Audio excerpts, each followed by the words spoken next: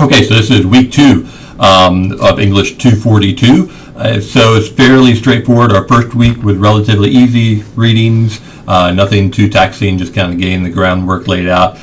This week, somewhat more challenging reading, so we're going to be reading Margaret Fleming from 1890, which is a little bit beyond our 1865 start date, and then also the Octoroon, and that is a little bit before our start date. And really what we're going to do is just kind of compare and contrast those, their concerns, their ideas, their style of writing, how they put the play together, and so on. So that's really at the top of the list for this week. The other thing to keep in mind is if you haven't signed up for your presentation, I haven't checked it and printed it yet, so if you haven't signed up for your presentation, it's going to be a good time to do so this week. If I haven't gotten anything by like Wednesday, you get signed up for a presentation, no questions asked, okay? So try to get that done as quickly as possible if you haven't signed up already.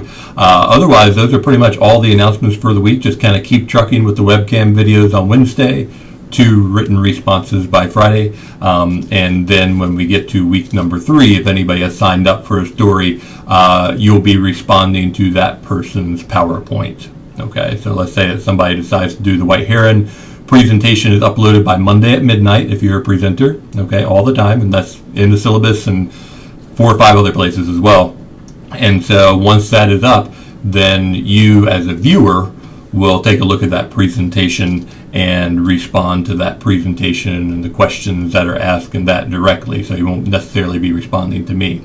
And so just kind of keep that in mind. Starting in week 3, we have the possibility of you watching PowerPoints that are narrated and then responding to those rather than like a question of the week.